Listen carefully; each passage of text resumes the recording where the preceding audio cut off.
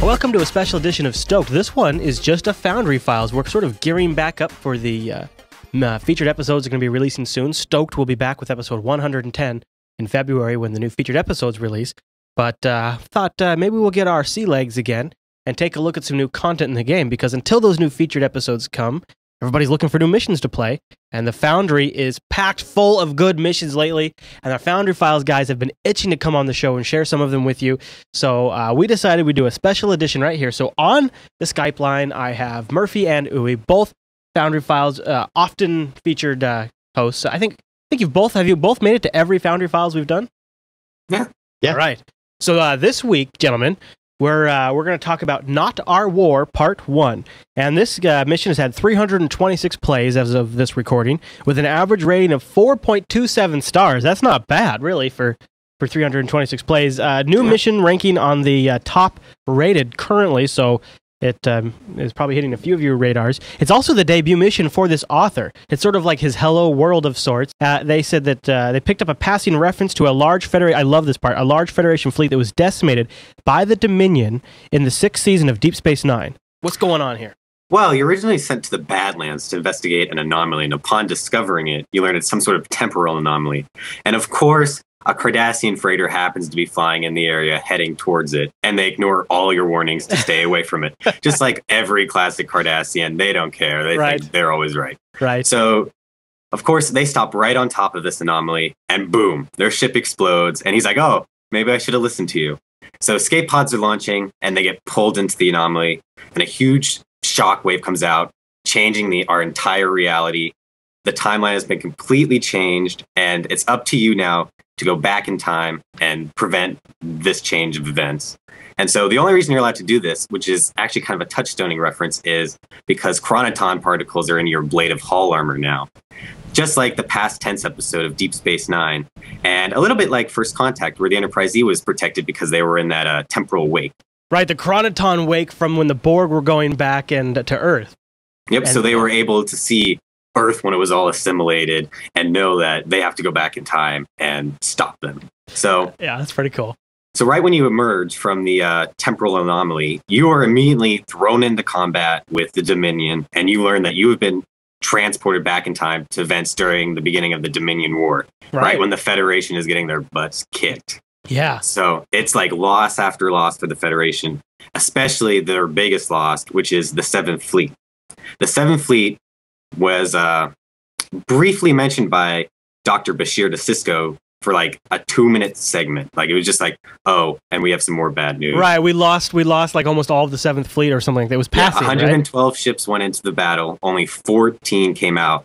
And I just remembered this from the show. That's why I picked up this mission, because it was just like, I just remember hearing about this during the show, hearing 112 ships. You got these big Galaxy-class ships and stuff like that. And boom, only 14 of them made it back. That just shows how bad the war is going on. Right. So, and it's a pretty dramatic moment in both, the time this takes place is during that very dramatic moment in Deep Space Nine.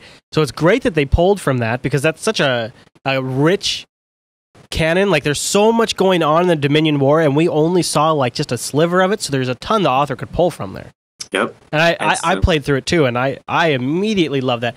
Plus, I love the idea of incorporating some interesting temporal stuff going on in the Badlands, because the Badlands is such a cool spot in the game. Yeah, and you always see it in the show, and that was really cool to see. It was always cool when they visited that place. And so, so during this mission, you're going to kind of be sneaking around, trying not to affect the timeline a little bit. You'll come up with your cover story, because you will be interacting with the 7th Fleet a little bit. And your mission now is to capture Duvar, who now has plans to affect the timeline so that the Cardassian Union doesn't fall. And he's just a really good character. Me and we really loved like his dialogue. He gives he believes what he's doing is justice. Right. And so he sees it as his now duty to go back in time and now make sure the Dominion wins this war and make sure the Federation loses. And of course, you can't let that happen. So it's your job to capture him and take him back to your time. So now this being this guy's Hello World, his first mission, I would probably go in with a lowered set of expectations from the technical side. But what did you think? Well, first of all, the story did get an 8.43. That was the story rating, so we don't want to forget that. Right. But, I'm sorry, I'm rusty. It's been a while since we've done it. It has. Yeah. But yeah, so technical-wise, he actually did pretty good on the maps. So he did some heavy customization, especially with one of the star bases. You go to Starbase 214, I think it is, and there are a whole bunch of ships there. All of them are named. I don't believe any names are repeated in that map. And so it's just really cool to take a look at all these ships that he skinned to match the timeline. Yeah. Because you don't have any ships from the 2409 timeline, unless you go in with the group. I believe you get a few ships there that he hasn't skinned.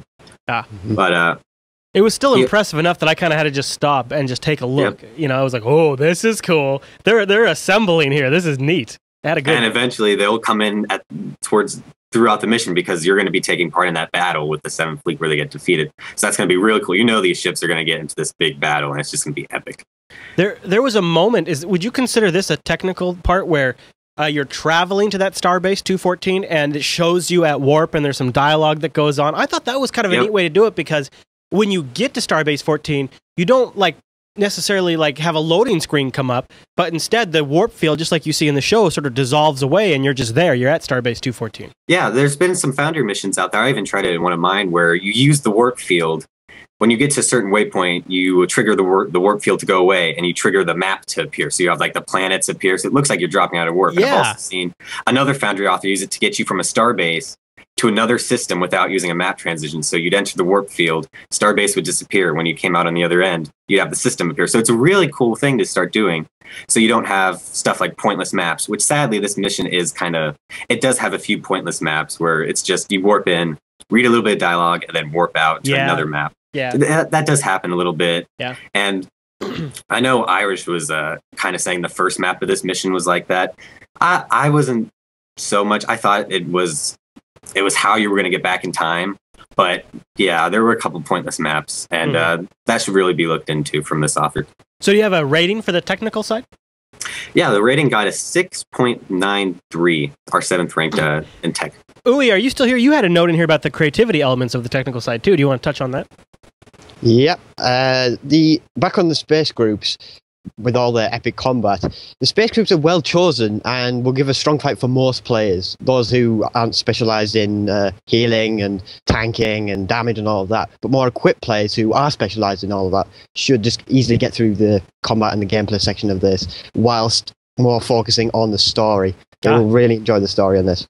And you've experienced yourself, Chris, and me and Murphy. The space combat is epic. Oh my gosh! I was my mouth was dropping open on several occasions. It feels like you're in one of the episodes of Deep Space Nine where they're trying to retake Deep Space Nine, and you're in that big battle. That huge fleet, yeah. It's awesome, and it happens a couple of times. And they do it with the bad guy ships too. It's just wave after wave after wave, and you're like, no more. Yeah, that was a great element. I agree with you. The battles themselves range from just a few ships to these fully fledged fleet action combat DS9 sort of things, where it's just side turning, flanking everywhere, top and bottom. It's really, like I said, really, really epic. There's no other word for it. Yeah. But due to story purposes, the fleet battles are split into 3 zones at the end: flank, rear, and center, where the player has to assist the 7th Fleet in engaging the extremely large Dominion force. And that kind of be constructed as a Foundry interpretation because of the different zoning, but the way it's been done shows the scale of the overall battle and what kind of a loss the Federation truly had a devastation on this part. Yeah, they really show that. Yeah. Massive. Yeah. It's and as you're doing these battles, you start seeing these ships be destroyed one after the other, and each wave just runs them down and down. And then towards the end, you see there's this whole destroyed fleet that's just hanging in space. Yeah, it's very brilliant use of art assets there. Yeah, but I agree. Space gameplay, other than combat, was pretty average. You've got reach markers, interact on objects, that triggers dialogue and all that kind of stuff. Nothing really that special. It's mainly dictated by the space combat. Yeah. There is some ground combat in this mission, which is pretty much the same way. It's mainly guided by the combat, But the difference here, it's got its own specialized twist. There are lots of crates and covers during the corridors and the rooms where you can hide behind, and the NPCs themselves are hidden behind. When you enter the room, and I did this, you blunder into the room, and all of a sudden the Cardassians Dominion just popping up, firing at you. Yeah, I did that too. To get out of the room. Yeah, I did that. I admit it. Also, they can cloak, right? The Jemadar. They can. Yeah. So I'm just booking down the hallway at one point. All of a sudden, I'm like, oh crap! I walked right into that. I should have known better. Problem with facing Jem'Hadar is they use Polaron weapons, which directly and rather majorly affect your healing abilities. Yeah. So that's another reason why you shouldn't just go blundering in expecting to win, because you're going to lose. There was a puzzle, though. Yeah. Mini puzzle. What'd you guys think? It was basic, I think. Yeah. I liked the option where it had delegate it to a crew officer. I loved that. That's what I did. I was just like, that's right. I'm a boss. Of course that's what I would do. I forgot how to solve the puzzle. I tried the actual puzzle itself, trying to remember all the different ones, and it's actually harder than it looks. You really have to look at remember the dialogue, but you can get through it by just memorizing like a single line at the top, like a more extended line. And I could see doing it. I mean, I probably would if I was playing solo, but playing with a group, it was really nice to have an option just to move forward, because you know the group wants to move on. Yeah, so exactly. I thought that was a nice touch. Do you have a overall rating you want to give the gameplay section? Gameplay scored a 7.46. Yep, so overall we gave this mission a 7.63, our 5th ranked Foundry mission. And that's pretty impressive for somebody who, this is their debut mission. Yeah, definitely. Yeah, so 7.63. We'll have some notes in the show notes too for this guy. Yep. Any other? Go ahead.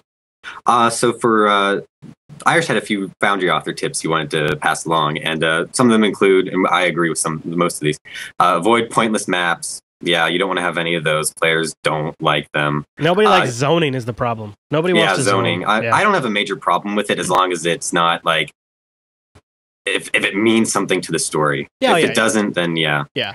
So, yeah, and you also have a few ships in your mission where they're warping in and in and in. The animation is not set to only have them warp in once, and so that's something you want to look into, especially since players are going to be right next to the ships as they warp in and in. Yeah. So that's a good one. Yeah. So, and this mission does have a little bit of a cliffhanger at the end. Some players will like that, some won't. I know for us, I think most of us are really looking forward to the second part of this mission because we want to know what happens. What's Devar going to do now? Because it left off at that point. Yeah. It's really it is a cliffhanger. No, there's no kinda about it. You're even left back in time. Yeah, it's just like a 2-part. I don't know if this is going to be 2 parts. Let's say it might be, but it's like a 2-part Star Trek episode where you're getting up to the climactic ending, and then it goes boom, to be continued. That's what this mission. Best of both worlds is the memorable one. Yep. Yeah. So again, that was Not Our War Part 1. Anything you guys want to sign off with? I was doing some research on Memory Alpha and found something unnerving. Oh, yeah? Apparently, the Mugato is an incredibly close genetic cousin to the Murphy. Oh. Which means that the 800-day vet reward is actually a pet Murphy for everyone to abuse. Fascinating, eh? That is great. I wonder if I'll be able to summon it whenever I want. I could pet that and enjoy its beautiful, luxurious mane. The animal I want to see in game is the Chobe, so we can have Chobe PvP. Cryptic, here we go. PvP event for you right here. You can have this for free. Chobe hunting. You get 20 players in a map and 1 Chobe. Chobe gets no weapons. He doesn't get any defense. First one to kill a Chobe wins. You get like a trophy. Trope head trophy. I personally enjoy the Mugato more. I want them both. What can I say? You guys want to give any honorable mentions to any sites people should check out if they're interested in the Foundry? Definitely and stuff Starbase UGC. They're getting a few other tutorials out there right now for new players. So if you're new to the Foundry, you want to get into that, go check it out. There's also been a new launch of a new podcast over there, all about the Foundry. It is a video podcast used all with in-game footage. So they have the NPCs from in-game talking, representing the host. We've talked about doing that before. That's kind of like one part Red versus Blue, another part podcast. I like that. Yeah, so it's for Foundry authors, really. They're going to be talking about what Foundry authors are looking for, new features in the Foundry. They're going to have Foundry author interviews. They're going to maybe review some future Foundry missions, and they'll also at the end of the show mention all the Foundry missions that come out in the week. And so that's a really nice thing. And I think they're going to try to shoot for weekly releases. It's called Primetime UGC, and I believe they have 1 episode out right now. They might have 2 coming out really soon. Cool. So we'll have a link to that in the show notes.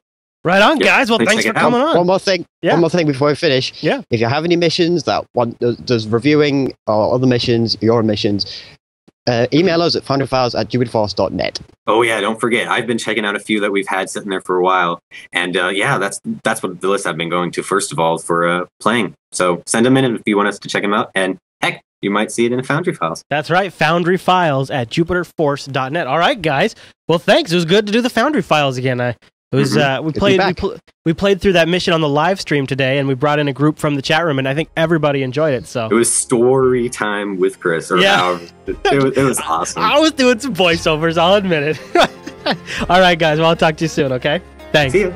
All right, everyone. Well, that just about wraps up this week's episode of Stoked. Now, next week, we'll be back with a look at the 2-year anniversary event. And then after that, we're coming back strong with episode 110.